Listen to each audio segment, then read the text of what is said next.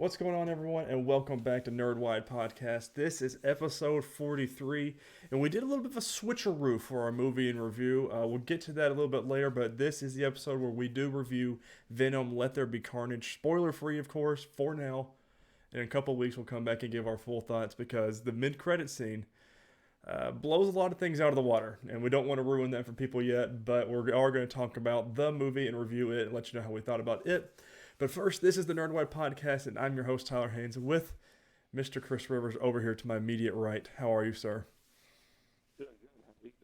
How are you doing? I am well. It's been a little bit of a busy week with work. Had some people quit. Well, I had one person quit, assuming is what happened. And then had the youngest daughter's birthday. So we had the oldest daughter's birthday last week, the youngest daughter's birthday this week. So it's been nonstop full of action. They were just born a week apart. Well, we did that on purpose because the youngest was a C-section, so she was supposed to. They asked us. They said, "How's September 20?" It was like four. No, it was September 30th or something, and Zoe's was the 25th. So we were like, no. Let's have a week break there. So, and we did. So here we are. How's your week Yeah. been? Actually, it went by quick, but it was drama filled. They had a lot of, Oh, yeah, you know, you know how it is sometimes in the workplace. always So fun, isn't it? we're just ready for the weekend. Hopefully, everybody will get over it. Yeah, come tomorrow. So. Yeah. Well, guys, this is the NerdWide Podcast. Don't forget to subscribe to either of our YouTube or podcasting services of your choice. If you enjoy the show, make sure you leave us a thumbs up on YouTube or give us a good rating on podcasting apps.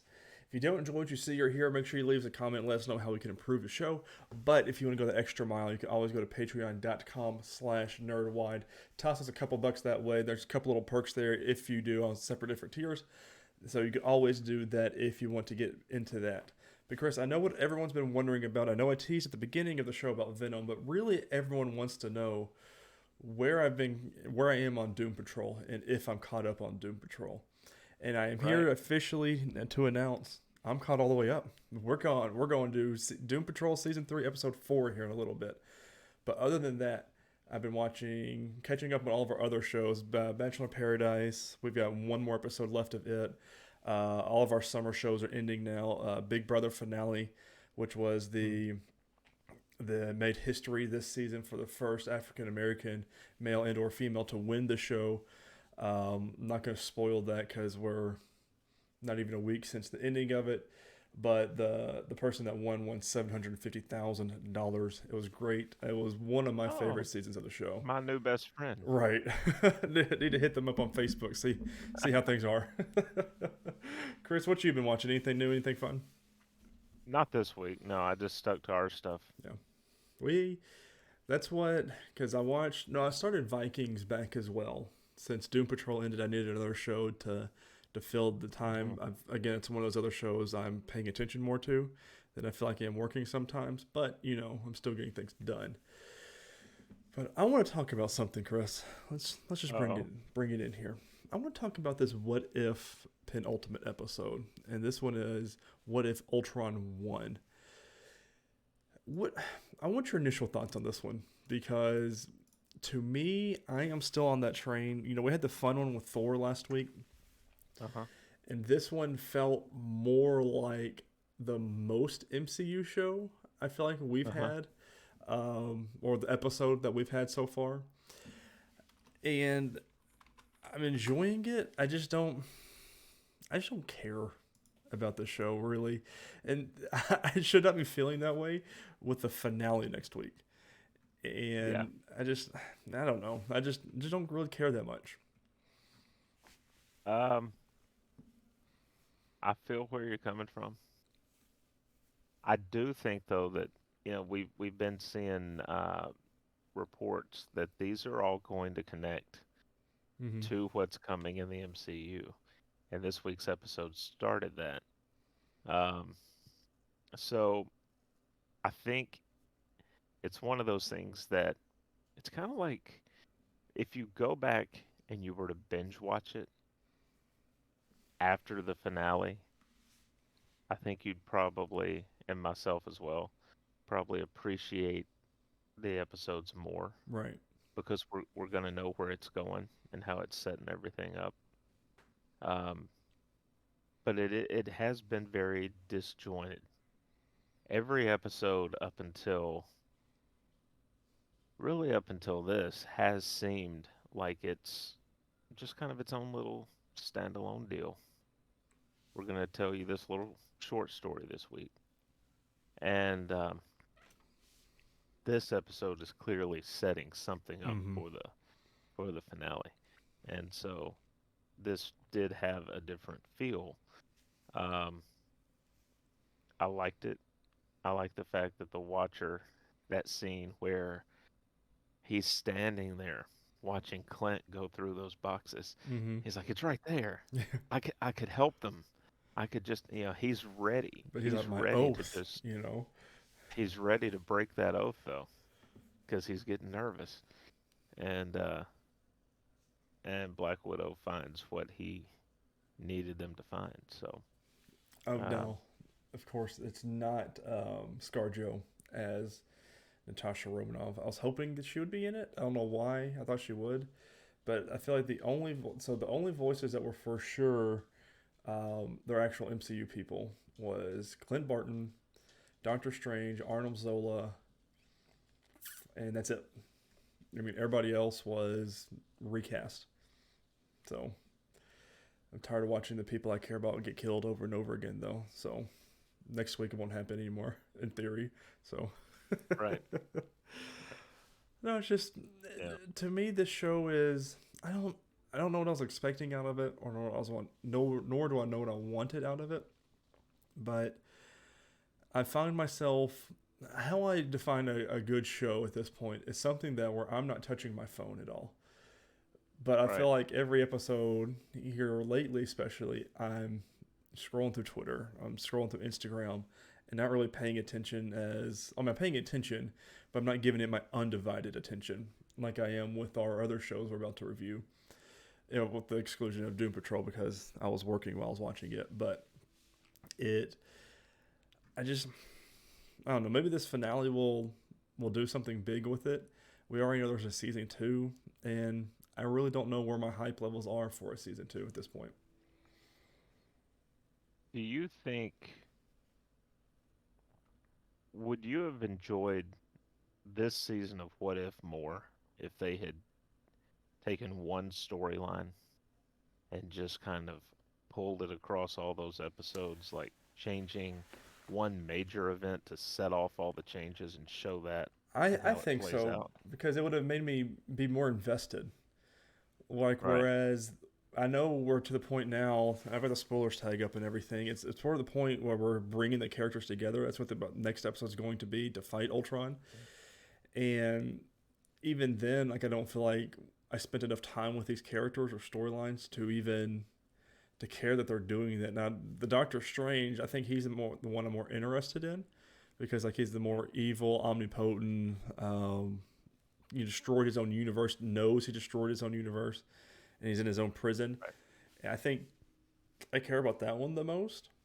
But everybody else, I'm like, it'd be cool, but Peggy would have been interesting, but we didn't get enough time with her. right. We had, and that's another thing too. You It know, wasn't even. It didn't feel like most like her own story until like the last 10 or 15 minutes of the ending, right? because it felt like it was a copy and paste of Captain America: The First Avenger, but if she was the Avenger, the first Avenger, and it's just I don't know. I just I'm sure it's doing well, but I've seen a lot of people loving the show too, which is great, and by all means, I love that. But I just don't feel like it's one of those shows that, um, mm, if we weren't reviewing it, I don't know if I would be watching it as we're watching it now. If that makes any sense, I'd probably watch it down the Right. road, but I don't know if it'd be one of those ones that I watch religiously like we do now. You'd probably binge it on a rainy Sunday when you didn't have Right. anything else to watch. When I'm ready for to watch more MCU content of some sort, because we don't get Hawkeye Hmm. until November. And I think we're MCU wise, we're going to be dry for all of October, besides these first 2 weeks. Yeah. So, All right, Chris, let's talk about this next one. I'm really excited about this next one. Of course, that is Titans Season 3, Episode 10, titled Troubled Water. Again, all spoilers all the time when we talk about our weekly TV shows. I got chills, literal Hmm. chills when Raven appeared in the darkness when Gar woke up. I was like, you see the Raven? I was like, no, no, no. I said, is that her? And then the eyes glowed red. And then her eyes glowed red as she was, coming out of the shadow. I was like, that was badass. Yeah, I couldn't tell at first because, it's really blurry the Mm-hmm. first time he looks. And he had that scene earlier with the bats. Right. And I was like, okay, is there, I still don't know what what they're is that? teasing with that. I still don't know what's going on there. I thought Batman was coming back at that scene, but like I still don't know what's going on with it. It has something to do with Ra's al Ghul, though. Yeah. He read that entry in that diary or whatever, and all of a sudden these bats appear, and it was like he was the only one that could see them. Mm-hmm. It's crazy. So maybe Bruce is gonna rise again as Batman. Right.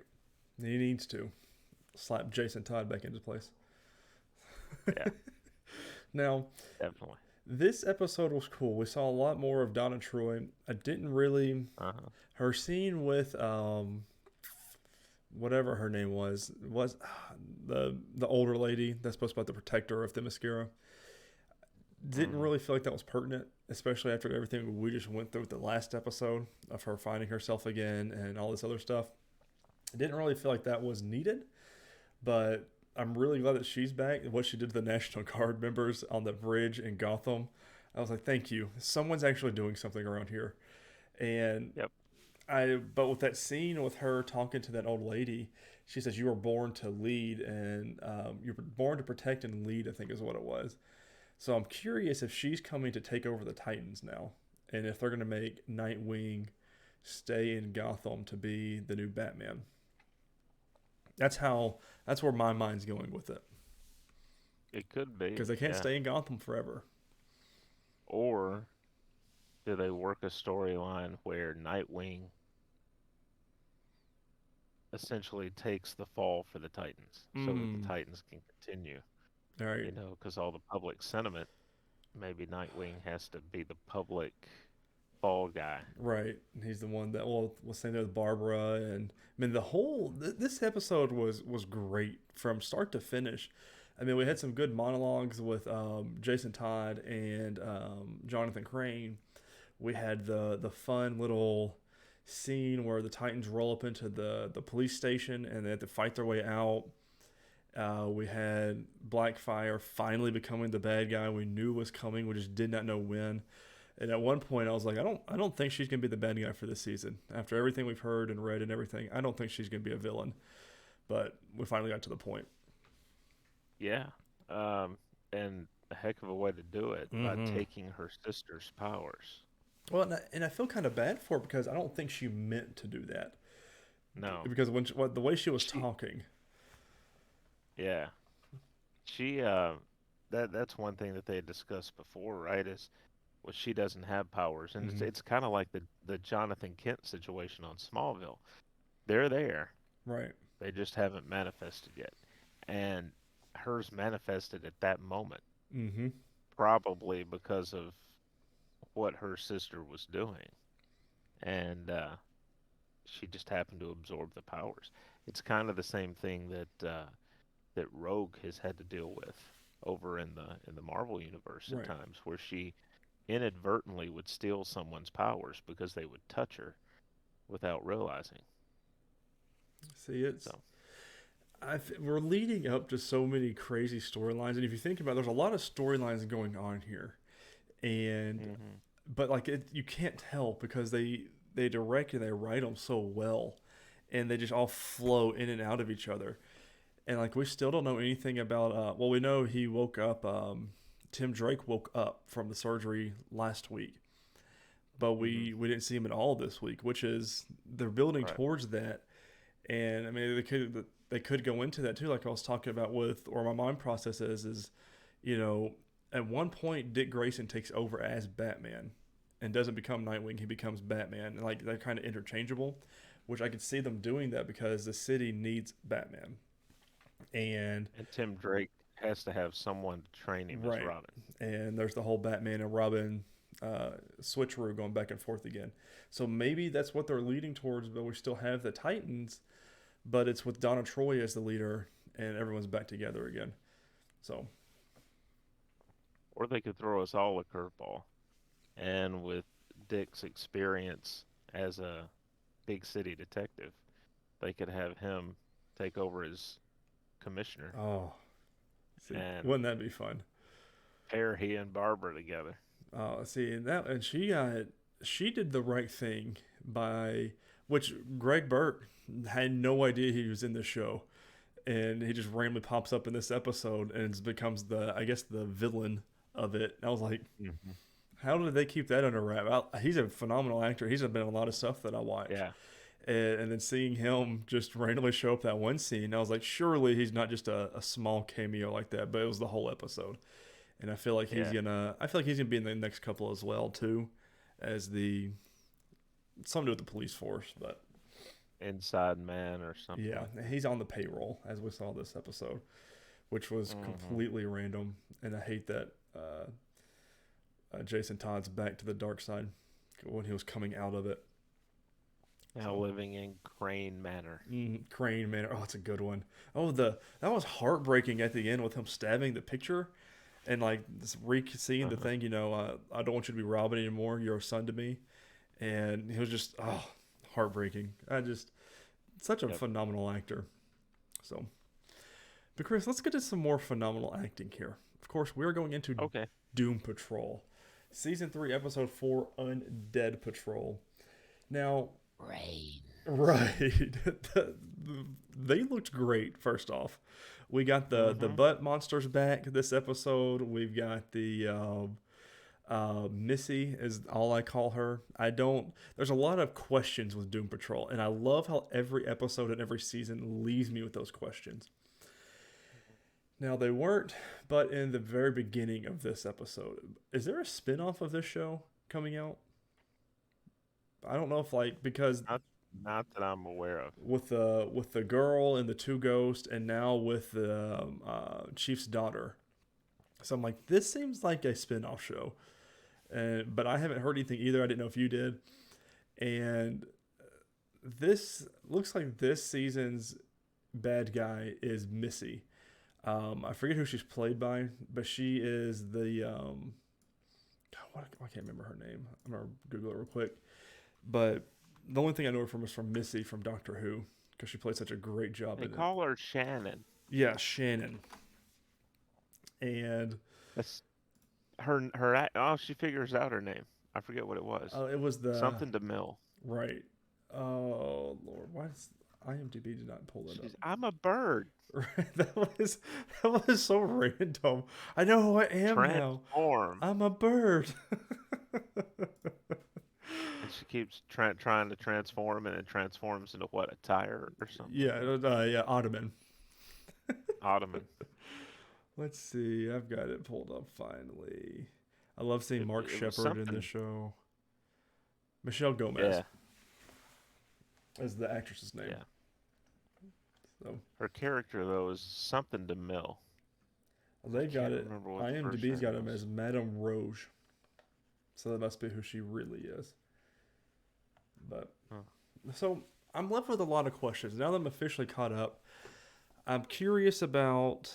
I'm pretty sure Madame Rogue or whatever we're gonna call her, or we'll call her Shannon.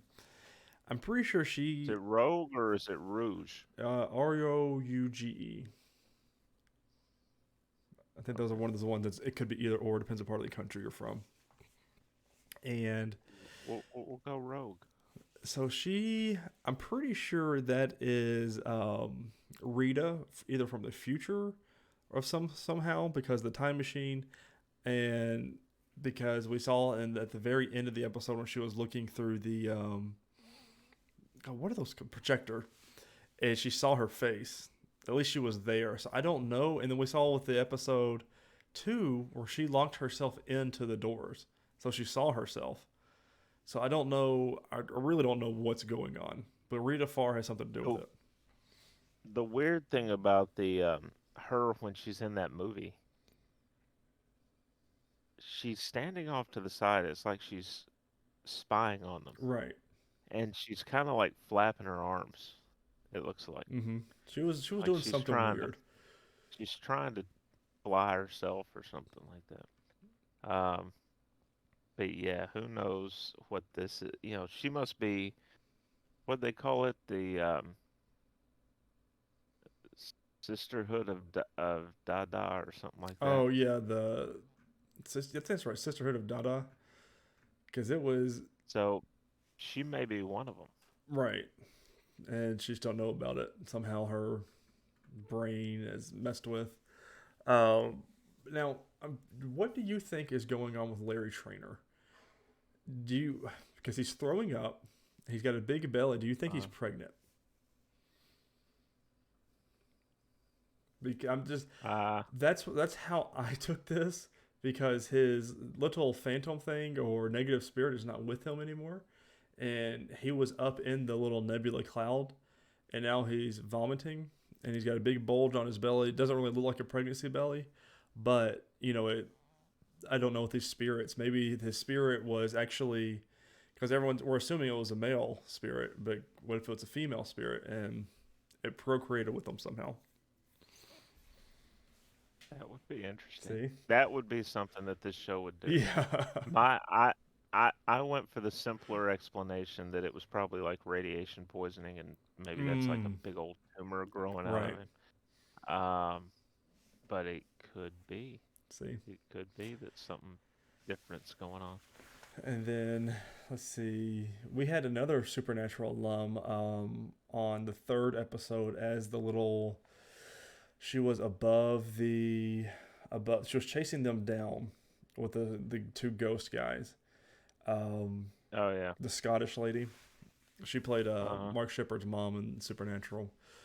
But this was a fun episode. I don't. We got a lot of we got a lot of answers, but a lot more questions with it as well. We had the return of what's his name? Darren Jones from Hmm. the Ant Hill, the Ant Farm. So Yeah. I thought it was fun. I'm really like I was saying earlier. This is one of the shows that I'm looking forward to watching now every week because it does have that Legends of Tomorrow feel, and it's just so much fun. Like I love everybody's story at this point. Like I'm invested in all of their stories. Like with Cliff, with his daughter and grandson, and him getting rusty and not being able to move. Does he have Parkinson's, or is he all in his head? He just needs a new body. Um, Victor Stone with his being locked out of his body now, and he can't really do anything. The cybernetic stuff.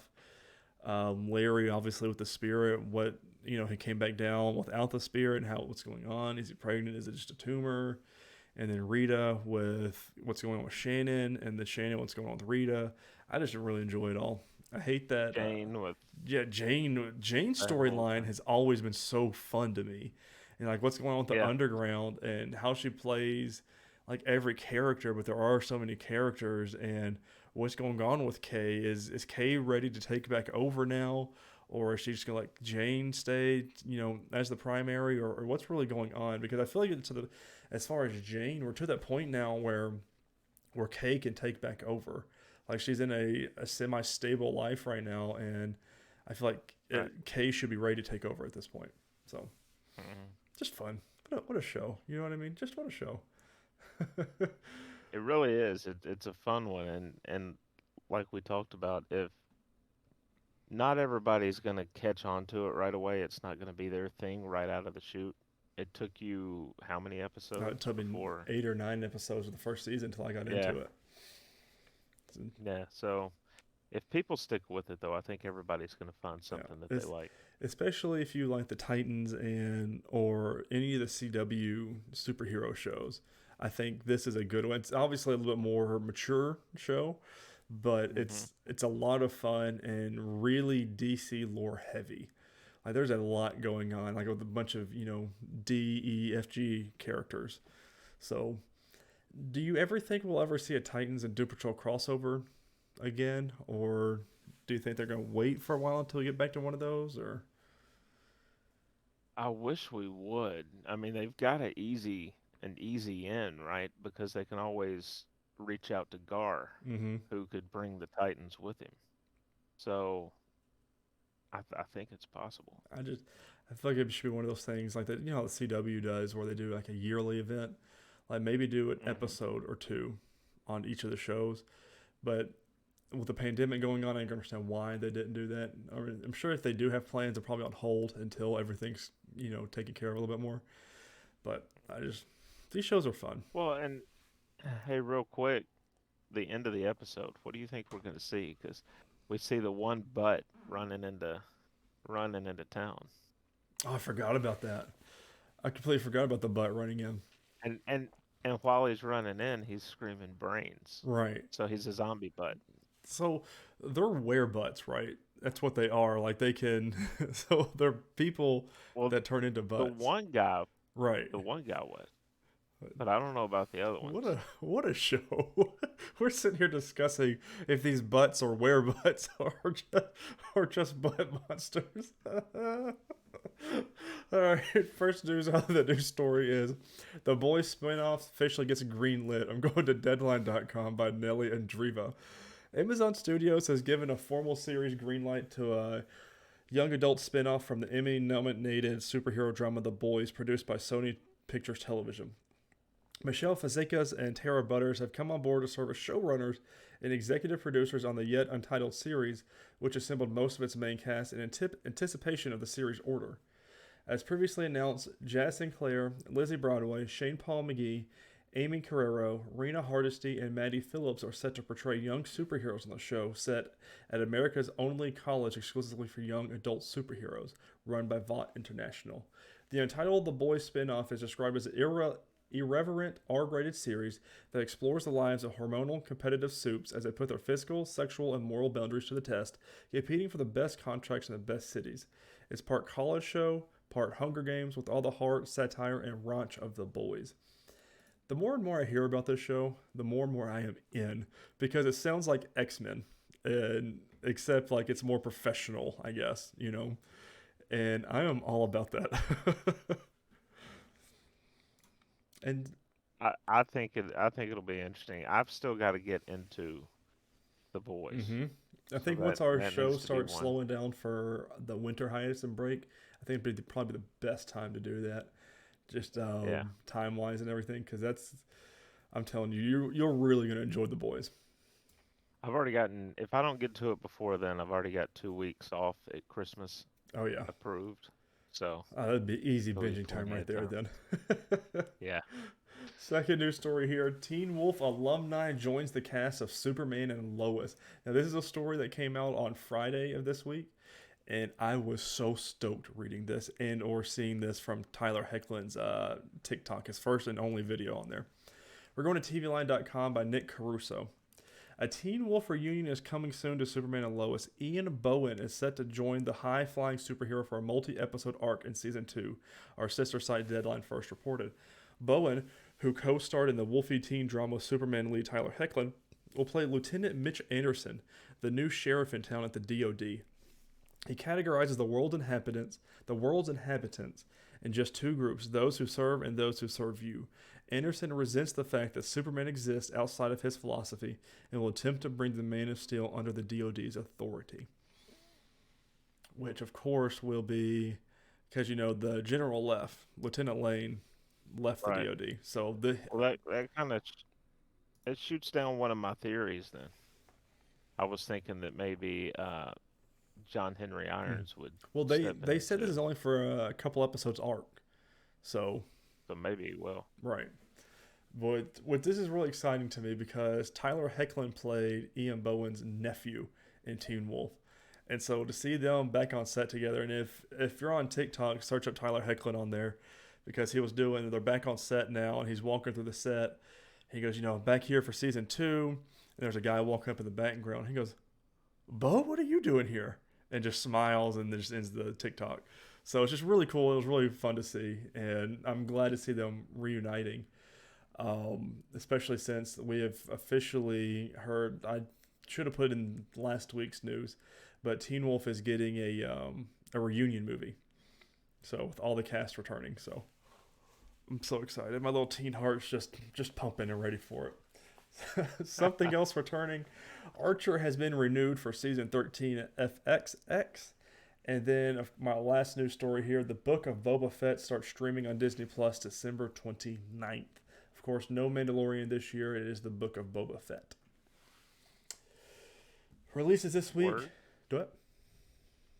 I said word. Yeah, I'm excited about it because of course Ming Na Wen is a recurring character in it. So anything we see her in, I'm all about it.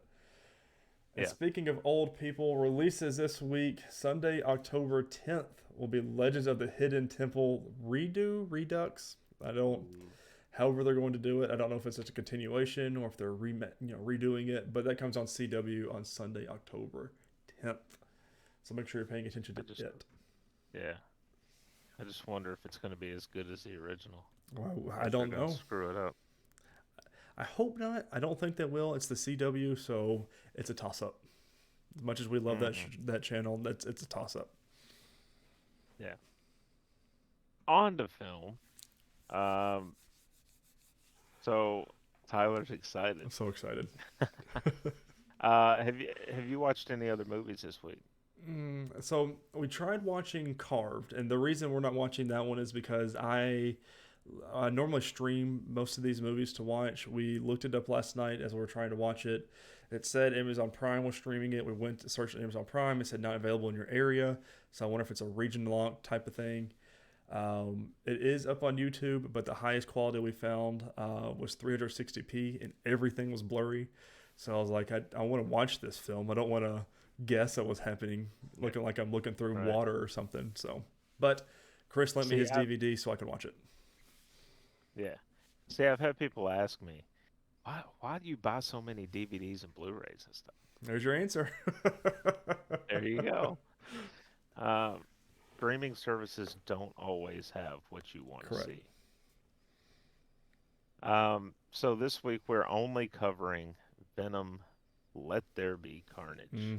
And before we get into the discussion, I want to mention it took in $90 million at the box office, which is the largest opening since theaters shut down in March of 2020. That means it surpassed Black Widow. Yeah. It surpassed Shang-Chi. Which blew my mind. Black Widow only made the opening weekend was 80 million. So, this blows my mind. But kind of foreshadowing a little bit of news here in a little bit. Would it have made more at theaters if it weren't available to stream simultaneously? That's a good point. It's a good question.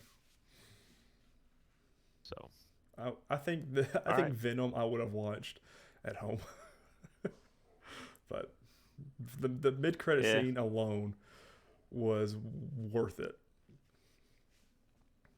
Yeah, it was. So this film, I'm gonna go ahead and let people know, and this might surprise some people. I'm going like 3 stars on this on my letterbox. That's very generous. It's just, yeah. I'm doing the 3 stars. The acting's solid. Good special effects. I felt like they rehashed a few things that we knew from the first film. You don't have to see the first film to get what's going on here. They repeat it all. Yeah, and so that's very strange.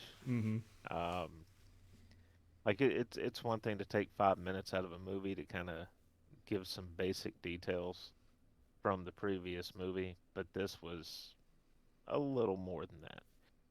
You can tell watching this that it's a Sony movie. Yep. It felt like an early 2000s superhero movie. Yeah, it did not feel like anything out of the MCU. A little bit disappointed. I mean, you have some CGI fights between Venom and Carnage. And outside of that, you also get the story concluded between Eddie and Anna, or Anne. Um, and like normal, like a lot of these movies do, small spoiler here.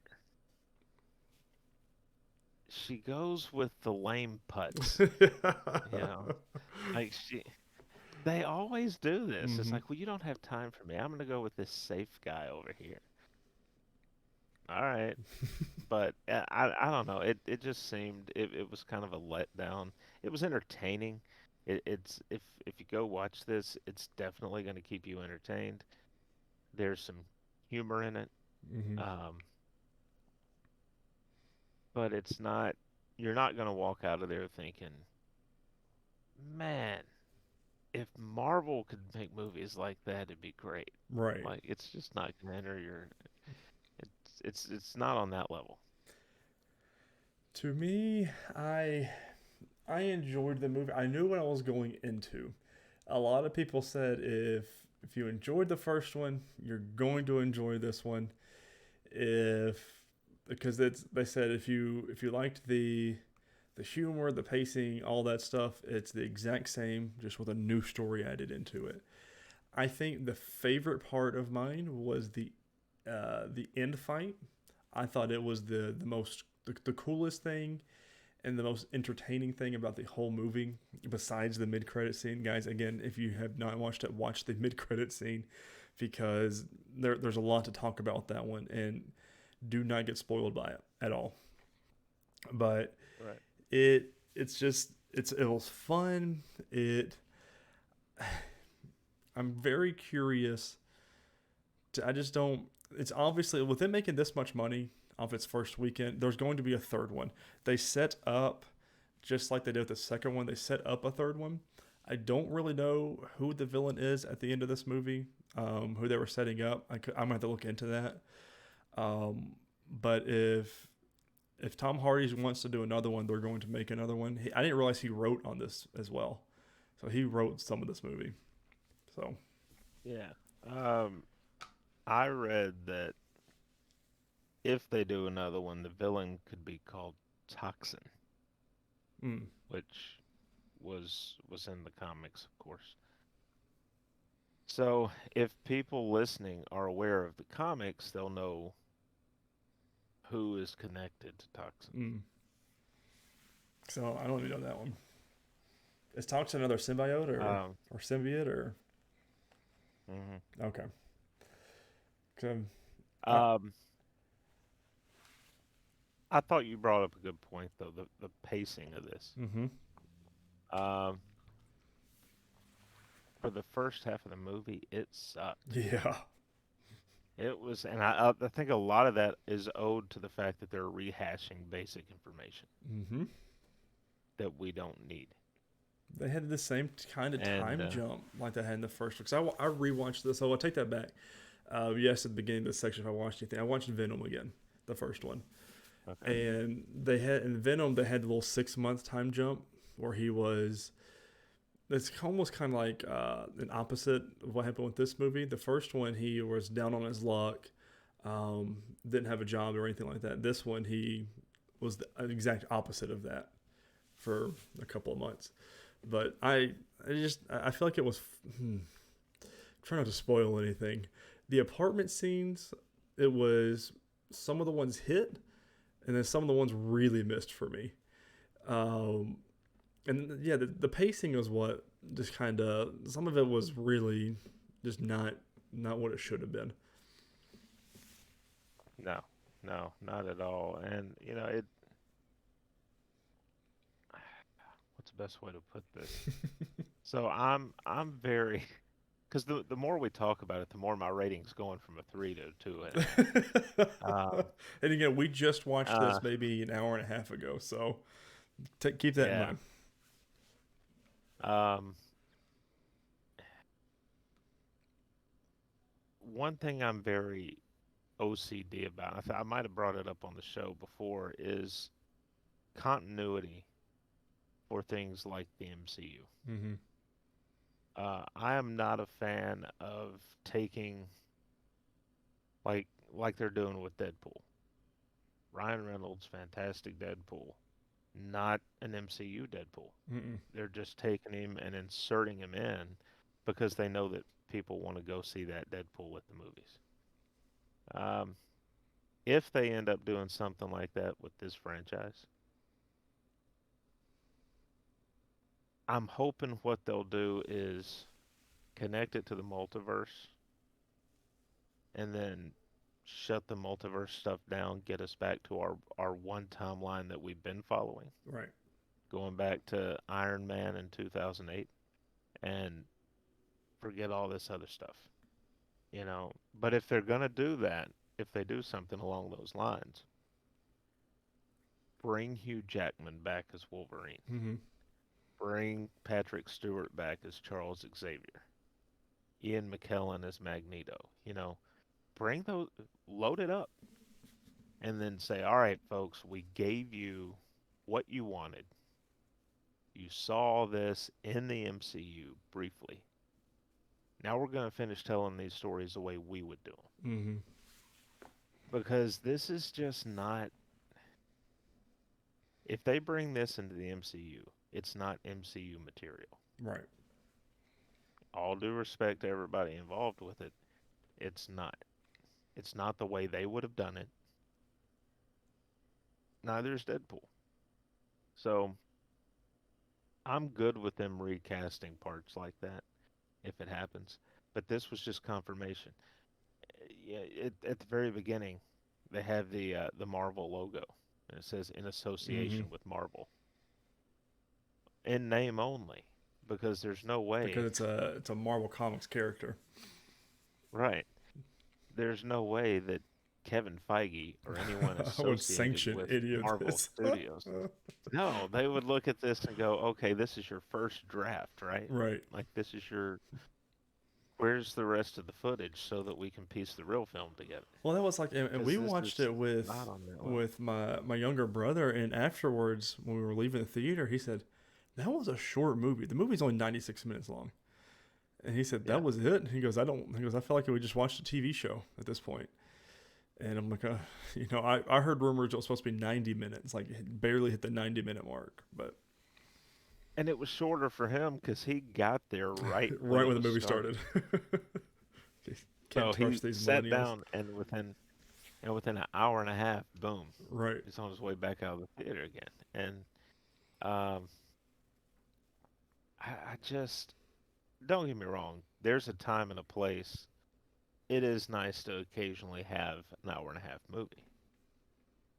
You can't have a movie like this be an hour and a half if you're going to spend. I would guess there was probably 20 minutes that they could have cut Mm-hmm. that was explanatory dialogue about things we already knew. Well, and they did that, and they repeated. Some of the plot lines were with the same with Anne, and without Uh-huh. spoiling anything. I mean, it's just we've seen it before. We've again the I think fight scenes. I liked this fight scene at the end better than I liked the fight scene at the end of the first movie. This one was a lot more creative. I had a lot more moving pieces involved, and was I guess more fun for me. Even though it was, I don't know. I just don't feel like it's. I think what summarizes and makes this movie what it is, even the first Venom, it feels like an early 2000s superhero movie. Like we live in a MCU world now where it is thriving and doing its best. I don't feel like these superhero films are what uh, we need. Like they shouldn't be there anymore. Like to the quality of MCU movies we have, people should be like, oh no no, we need to even try to do better, or try to be on par with, not settle for what happened. I mean, they even had 2 whole years, well, another year to do different things to this movie, and it fell flat for me.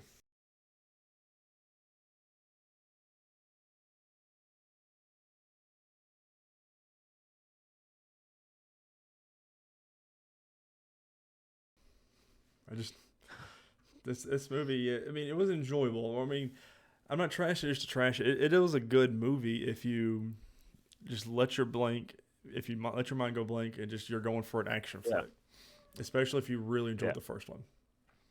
If you want to just kind of mindlessly stare at the screen and watch some things blow up and watch some CGI fights between two symbiotes, have at it. This is for you. Um, but it's kind of like other films we've talked about. Wonder Woman 1984, Mm-hmm. for example. If you think too much about it, it falls apart, and that's what happens here. I think that's the perfect quote for this movie. If you think about it too much, it just falls apart. But mid credit Yeah, scene I'm was has so many conversations to talk about. I just it's gonna be a little bit yeah, before we talk about that on air. probably a couple weeks. Mm-hmm. Um, yeah, I'm down to a 2.5, man. Yeah. T- I'm right at two a and a like a half, C is where I'm at. So that's right two and about a two half and a half, three. stars. Not impressed. Again, good performances. Mm-hmm. There wasn't anything wrong with the acting. Um, Woody Harrelson was phenomenal And creepy, very creepy. and very creepy. Michelle Williams did good as Anne. Tom Hardy as Eddie. I mean, all the all the actors in this did fantastic. The CGI was good. Mm-hmm. The story was The just not story and there. pacing needs to be better. Good Lord. Um, all right. So next week will be Carved. I think we're actually going to have to double up one week based on the movies that we had Mm-hmm. lined out. So we'll figure out a week to do that. Maybe a week after next.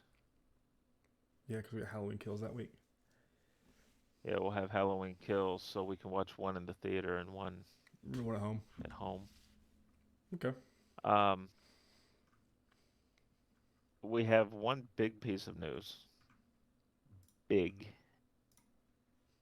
big from Deadline.com.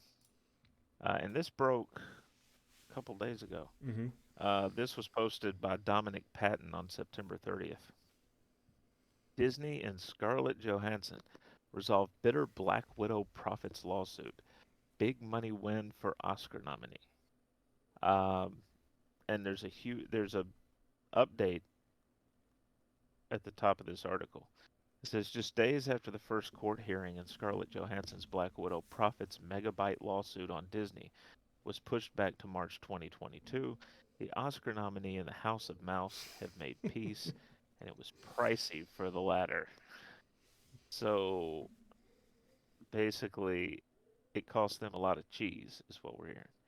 I'm happy to have resolved our differences with Disney, said Johansson in a statement released Thursday. I'm incredibly proud of the work we've done together over the years and have greatly enjoyed my creative relationship with the team. I look forward to continuing our collaboration in years to come. That's an interesting way to end the statement. Mm-hmm. Uh, Unlike in their vitriolic filings and their shaming PR statements over the past few, Marvel owner Disney had nothing but love today for the actor who brought Natasha Romanoff to life for them in nearly 10 separate films. Their statement was from Alan Bergman, chairman of Disney Studios Content. I'm very pleased we've been able to come to a mutual agreement with Scarlett Johansson regarding Black Widow.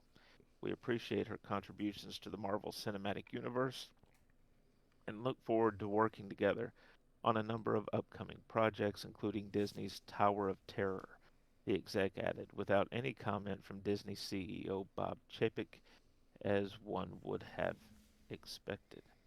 Um, so we don't know how much money, but um, it had to be sizable because she, I think, was seeking 50 million, Right. if I remember right. So it was probably less than that. Um, it does mention there was no indication of how much money was involved in the settlement. However, when all is said and done, the deal will run to more than 40 million, according Mm, to what sources said. So Disney gets out of it 10 million cheaper than what she was asking for. Accordingly, the funds will not be paid by Disney in a single lump sum. So basically, they'll pay her in installments. sounds about right. Um, but yeah, see, this all, if they had just written her a check up front, this all gets avoided. Yep. Now they got to pay But good legal for her. fees and everything else. Yeah, So, yeah, yeah. But at least that got settled. I'd forgotten about Tower of Terror. mm-hmm. And she's producing that one. Yeah. So, um, releases this week in the U.S. in cinemas on October the 8th. No Time to Die, the farewell film for Daniel Craig What's as 007, What's crazy to James me Bond. was this was the first film pushed back due to the pandemic.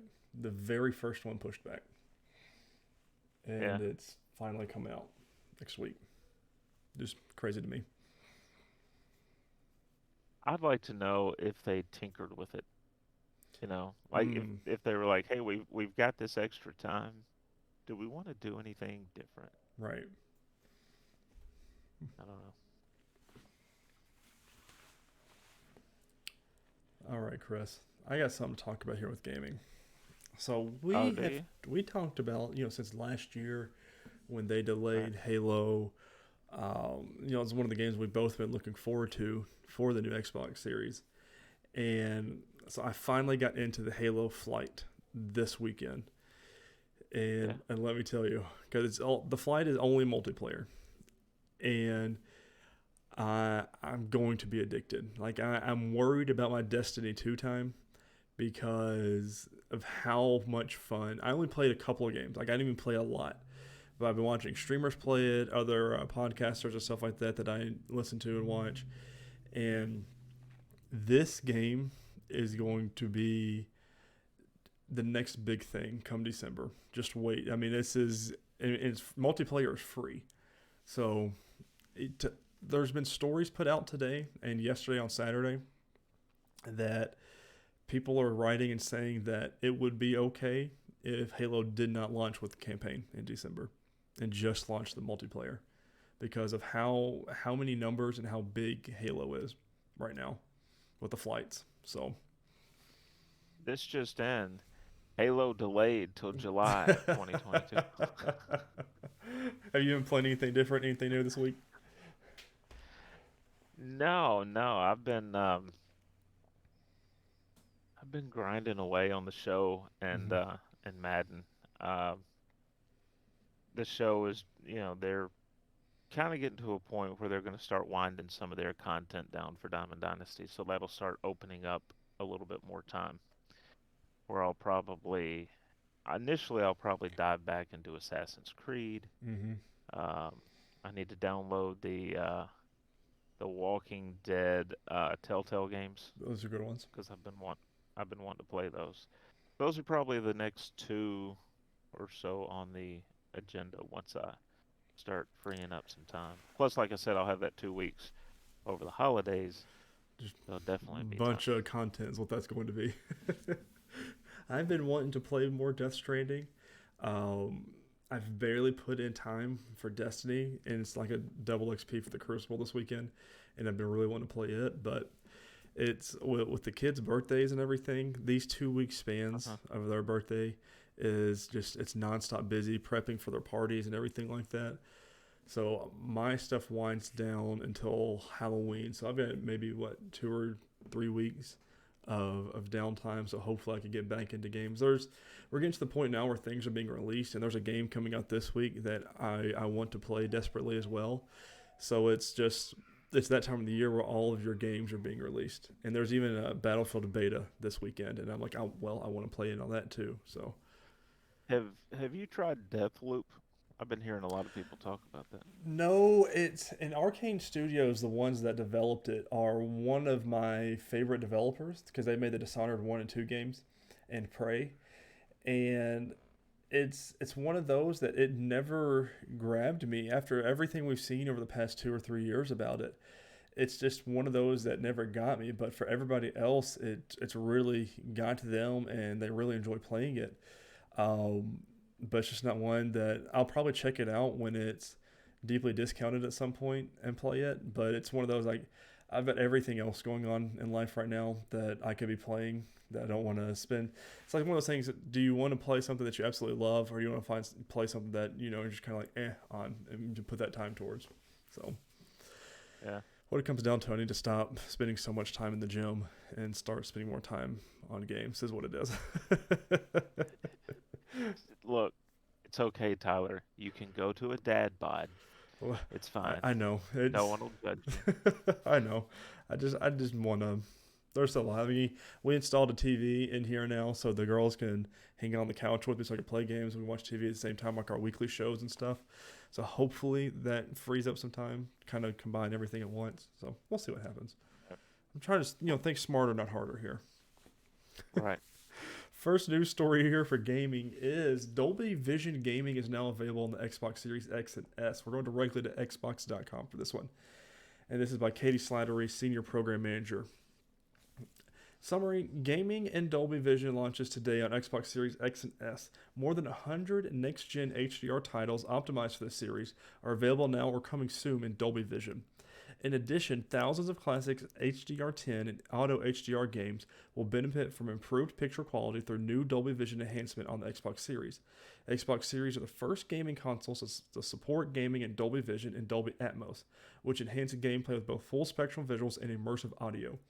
Dolby Vision is compatible with the next generation features available on the Xbox Series, such as DirectX ray tracing, automatic low latency mode, variable refresh rate, and up to 120 FPS. It's big. That's big for the people with the TVs that have all that Dolby stuff in it. I play on my PC setup, so that doesn't really benefit me. But that's awesome that they're doing that. Yeah. We'll go to the Netflix acquires its first gaming studio. Now this is different. Why is Netflix buying a gaming studio? Well, let me tell you. We're going to IGN.com for this one. By Kat Bailey. Netflix's big foray into games is now underway in earnest, and one of its first major acquisitions is a darling from the indie space. In a blog post on its official site, Night School Studio announced it would be bringing its adventure game expertise to their streaming service. Quote, Night School wants to stretch our narrative and design aspirations across distinctive, original games with heart, Night School co-founder Sean Krinkle wrote. Netflix gives film, TV, and now game makers an unprecedented canvas to create and deliver excellent entertainment to millions of people. Our explorations and narrative gameplay and Netflix's track record of supporting diverse storytellers was such a natural pairing. It felt like both teams came to this conclusion instinctively. So not only is Netflix making TV shows and movies, now they're going to be making games. So, it's something new. Well, Go ahead. the interesting thing about this though, right, is they have so many original properties, like Stranger Things, Mm-hmm. things like that, that it just seems like a natural for them to take those properties and make games based on them. Mm-hmm. A lot of fun things can happen with these, especially. I mean, I'm sure this is not the last studio that they acquire, so they're going to be having some fun with these. They'll be Yeah. Netflix. It'll be really good for indie developers like this. Obviously, your bigger studios were with Xbox and PlayStation, which Chris, that's a great little segue there. Next news story: Bluepoint Games officially joins the PlayStation Studios. I'm going directly to the PlayStation blog for this one, and this is by Herman Holst, the head of PlayStation Studios. Today, I'm very excited to announce that PlayStation Studios has grown again with the addition of longtime partner Bluepoint Games. From the exceptional PlayStation 5 remake of Demon's Souls to the critically acclaimed PS4 remake of Shadow of the Colossus and remasters of fan favorites like Uncharted, the Nathan Drake Collection, Bluepoint has built a name for itself by creating some of the highest quality remasters and remakes in the industry. With each of its projects, Bluepoint has raised the bar on console-defining visuals and gameplay, and the studio's vast expertise in world building and character creation will be a huge plus for the future PlayStation Studios properties. Welcome to the family, Bluepoint. It was leaked a couple months ago by one of the social media teams in Japan for PlayStation that it was acquired, and they quickly deleted the tweet. So this did not come as a surprise. We were just waiting for it to happen. But Bluepoint does really good remasters of video games. It's kind of what they're known for. But what they have said is their first game it's not a remaster. It's a fully original game. Either or, it's going to be great. But they're just really known for the remasters. Next one I've got here is your PlayStation lineup has already been revealed for October. For PlayStation 5 is Hell Let Loose. And then for PlayStation 4, you can get Mortal Kombat 10 and PGA Tour 2K21. Both of those are on PlayStation 4, but if you got PlayStation 5, you get all three. Which Mortal Kombat's a really good one, so make sure y'all grab that. And then the biggest news story that I did ask off work for, the Video Game Awards will officially be on December 9th, and it is in person this year at Microsoft Theater. I'm sorry. I asked off work. They don't give it to me. I'll probably call out, but nobody tell them I'm not really sick. So,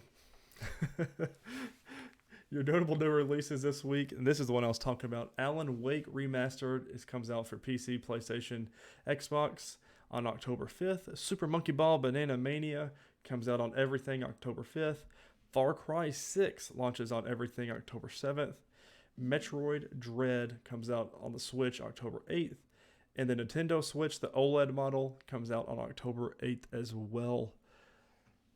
So, I'm telling you, it's the time of the season now. Games are starting to come out, and I'm about to lose all the free time that I have, and even though I don't have any. Well, the season for gaming. Oh, I just love it. It's my favorite kind of year. Favorite time. That and Halloween. But guys, what has been my favorite is this episode of the NerdWide podcast. Thank you all so much for listening and or watching. We hope you enjoyed this episode. We hope you enjoyed our in-depth review of Venom. If you didn't, if you had different thoughts on Venom, let us know down in the comments if you really enjoyed it. But don't spoil that mid-post-credit scene until a couple weeks from now. We'll let you know when we'll start talking about it down in the comments.